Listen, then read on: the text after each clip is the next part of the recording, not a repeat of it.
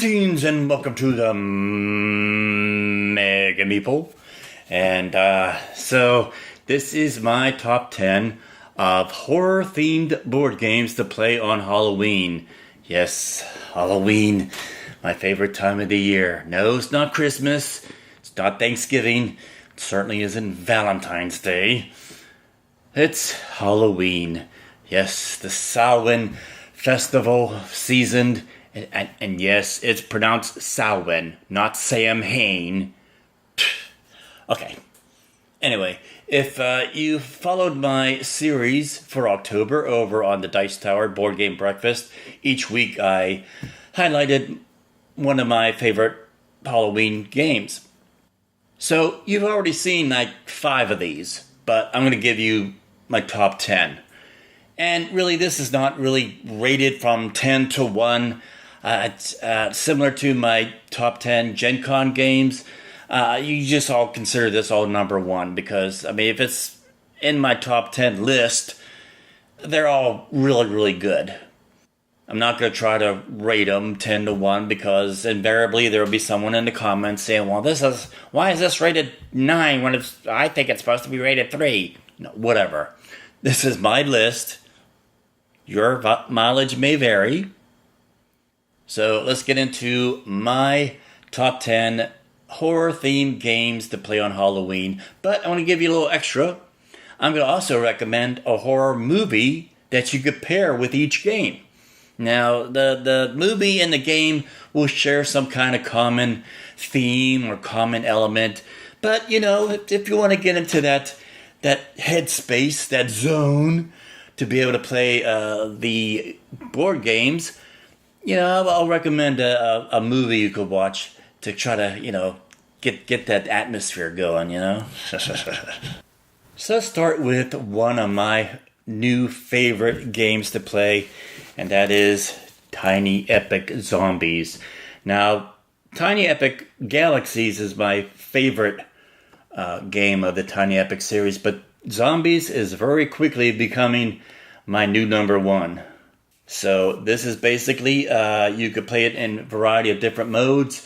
You could use it cooperative, competitive, with survivors versus the zombie, or the survivors versus a zombie player AI. So there's a lot of different ways you could play this game. But basically, you are a group of survivors in a shopping mall trying to achieve 3 of 9 possible objectives before the zombie pretty much overruns the courtyard and kills all of you. So basically that's it. Now, the movie I would pair with this is Dawn of the Dead. Now, being originally from Pittsburgh, I'm a big fan of Monroeville Mall, where that movie was filmed. As basically, these survivors are taking refuge in a shopping mall. They're having fun there for a while until a bunch of rogue nomads come in and kind of spoil their party, so to speak. So, yeah. Dawn of the Dead with Tiny Epic Zombies. Next on my list is Zombicide Green Horde. Now, the Black Plague is good as well. Both of these games are in the same universe, so to speak. But, these zombies, and especially the zombie goblins and so forth, they're pretty vicious. It is not uncommon to have a whole swarm, or, as they say, a horde of these things descend down upon you, and all of a sudden you're fighting off like a dozen of these things. Has some pretty cool expansions to this game, including one that has a feral dragon. So if zombies and goblins wasn't bad enough, you didn't have to deal with the damn dragon coming at you. And the movie I would pair with this game is 28 Days Later. I think this was the first movie that went away from the whole shambling, slow-moving zombies, kind of half-sleep. You know, you could walk away from those things. They were so slow. 28 Days Later, I think, introduced the whole aspect of the the fast zombies. I mean, these sons of a guns were frickin' marathon runners. They were fast. They didn't walk up or shamble up to you. They ran after you. So that's the movie I would recommend pairing with Zombicide Green Horde is 28 Days Later. Another CMON game that I like to play on Halloween is The Others. I got to play this on Halloween night about 2 years ago, and it's been a favorite ever since. This is basically another all versus one game where one player is the demons or the monsters, and the other players, 4 to 5 players, are the faith squad, or I can't remember exactly what they're called. I think they're just called Agents of Faith. So they're basically, Armageddon has already come. These demons are attacking the city, and the Agents of Faith are fighting off these demons to save the city. So really, it's there are some people that are like kind of religious or spiritual. They have some problems with the imagery and miniatures of this game, and mind you, the miniatures of this game are pretty creepy. But at the very core of it, it is a story of good versus evil. So you have these Agents of Faith, the godly people, and they're fighting the demons. So, that's a good thing. Now, the movie I would pair with this game is Hellraiser. Time to play.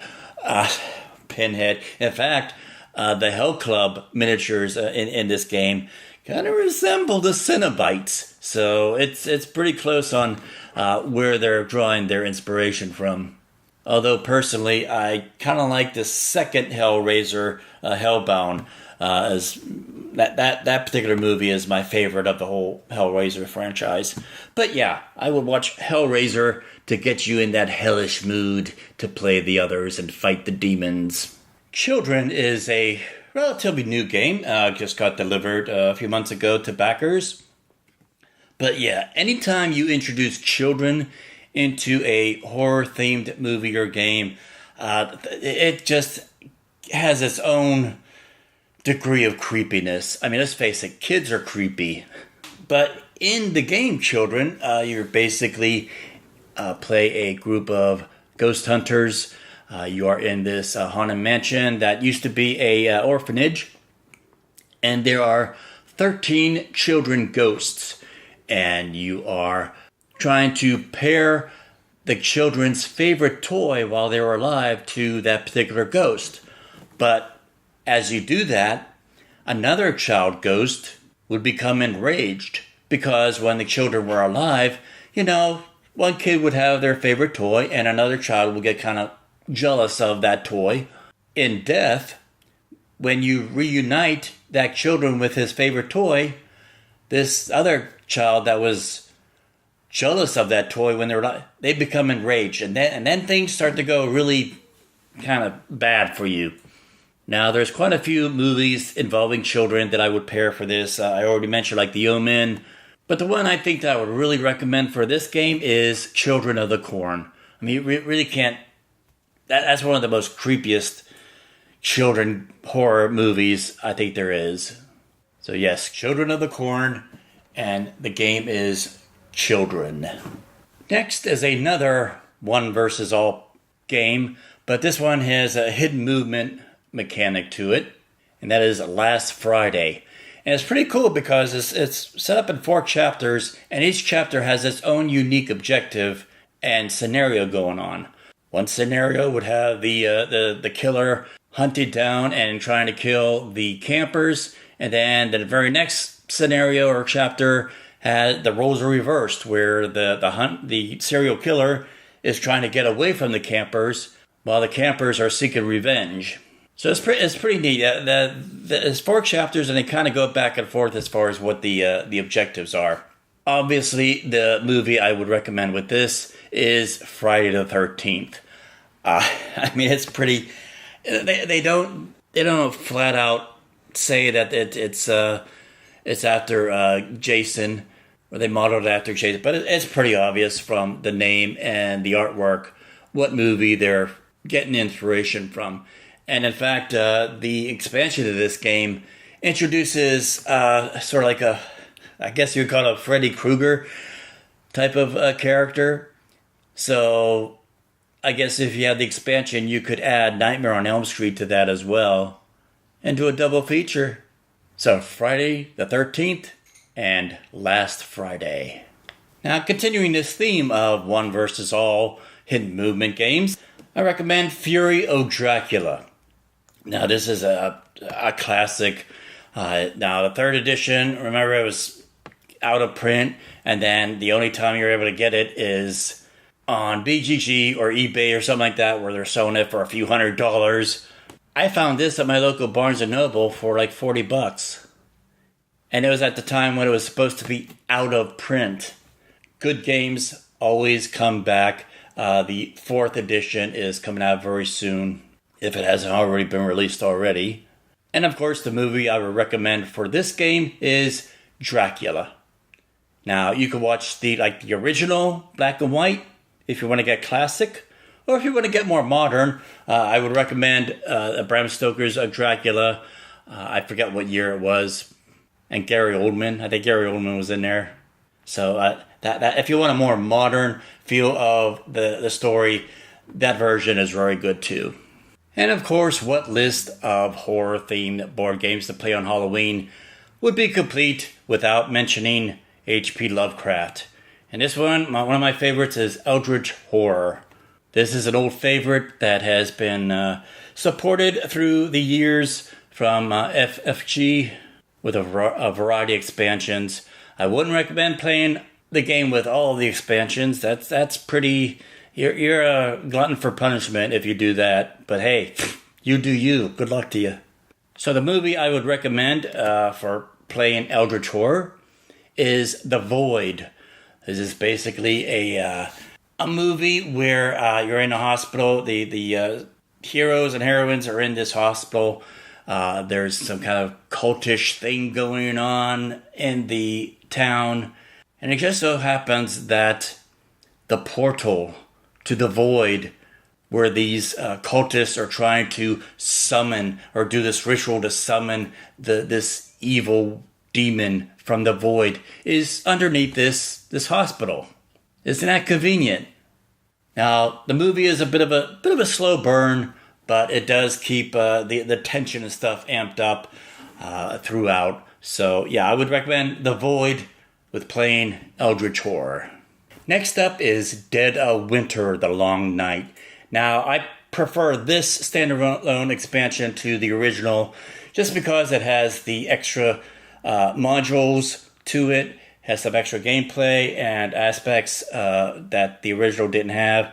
Another thing that this has that the original Dead of Winter Crossroads game doesn't have was just superior boards. I mean, it doesn't have the flimsy paper crap. It actually has actual cardboard game boards. And I like this game because especially for people who are really sick of zombies, the zombies are not like the focal point of the game. It's sort of like a backdrop. And the game is really about the community of survivors and them trying to survive, keep morale up, and just basically trying to survive day to day in these harsh conditions with all these brain-eating zombies in the back. Now, I wouldn't recommend so much a movie for this, but I would recommend The Walking Dead. I mean, the TV show. Now, yeah, there's been kind of lackluster reviews and opinions about the last season or so. I think people kind of poo-pooed it and started hating it ever since they killed Glenn off. But really, when you think about it, that series and this game has a lot in common. The series is not so much about the zombies, it's about the community of the survivors trying to survive from day to day in some pretty crappy environments and situations. Similar to Dead of Winter. So, not so much a movie, but a TV series. The Walking Dead with the Dead of Winter, and I recommend The Long Night. Next in my list is Deep Madness. This is a really cool game. This is sort of like Cthulhu meets The Abyss or something like that, where it takes place in a deep water, deep sea research facility, and you are a group of investigators going down to find out what happened to the crew, and all these monsters are coming out. So you're fighting off monsters. You're also fighting against drowning because there are some rooms in the facility that are completely submerged in water. So if you're going into those rooms in order to fight a monster or achieve an objective, your oxygen level in your diving suit starts going down and down and down until it starts taking cards and dice away from you. Now, this was just recently delivered to the backers about a month or so ago. They've just recently launched a second print of this game with some additional expansions to it. So check that out on Kickstarter. And the movie I would recommend for this is Deep Star 6. This is sort of like this is back when The Abyss first came out. Hollywood just kind of went really crazy on these underwater deep sea monster movie type things. And Deep Star 6, I think, is one of the better ones. Yeah, it's basically Alien underwater. Now, if there's any game on this list that I would consider number one, it is this one, Mansions of Madness 2nd Edition. This is the creme de la creme of how an app can successfully be melded into a board game. Now, I'm sure that there are people out there who poo-poo the whole app. I don't want any app on my board game. I don't want any board game on my app. You got peanut butter in my chocolate. You got chocolate in my peanut butter. Ah!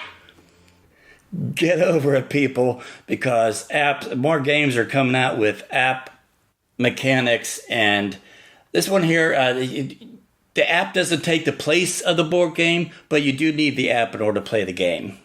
And a really cool thing about that is the app takes the place of all the setup, which in first edition was a pain in the ass. Also, the app takes the place of the keeper. And let's face it, if anybody had the first edition, there was always one person, it was usually the person who owned the game, that was always stuck playing the keeper, and they never got a chance to play the investigator. Well, thanks to 2nd edition and the app, everybody gets to play the investigator. And everybody could enter in on the fun. So, yes, and this is a game that has continuously been supported as well from FFG. Now, the app is in no ways perfect. There's a few things that I would do differently on the app, but right now, you really can't get better than Mansions of Madness 2nd Edition. Now, what movie would I pair with this? I had trouble nailing down a specific movie, but since I want to try to be current, if you have Netflix and you like Mansions of Madness, you want to get into that zone of playing Mansions of Madness, I would check out House on Haunted Hill. In fact, this is one of those series that you need to watch a few times. Watch it through once to get the whole story, and then watch it again, and then pay attention to the background, because evidently there's quite a few shots in that show that has little Easter eggs or little ghosts or something going on in the background that chances are you didn't catch the first time around. And it just adds to the eerie and scariness of the show. So there it is, my list of 10 horror-themed games to play on Halloween. Or if you're like me, every day is Halloween. I love to play all these games all year around. So if you haven't already, hit that little subscribe button and a little belly thing, or however the hell YouTube is doing it nowadays. They change their algorithm every other month, it seems like. But, you know what to do if you like it. And if you want to support what I do here and you want to help me improve and get better with my content, just go over to my Patreon page or PodPledge page. Both of them work. And, just, $1 or so a month, $5 a month. And there are different tiers that you could donate to and support. And you get certain perks and little, kickbacks based on what level you support the show at. And if you're not able to do that, just viewing. Thank you so much for viewing. That means a lot too. And just word of mouth. Tell your friends about the Mega Meeple. If you want to find out more about me, just go to the Mega Meeple website. That's www.themegameeple.com. all of the podcasts streamed there. If you're not an iTunes person, you can listen there. Listen to the episodes right there on the website. I also have news and reviews. If you want to follow me on any of my social media craps, just go to the social media page on the website. All the links are there. So now it's your turn. What kind of horror-themed scary games do you like to play on Halloween? And if you're like me, do you like scary movies? What's your favorite movie to watch on Halloween? Sound off in the comments down below and give me your feedback and your ideas. So thank you so much for watching and have a happy and safe Halloween.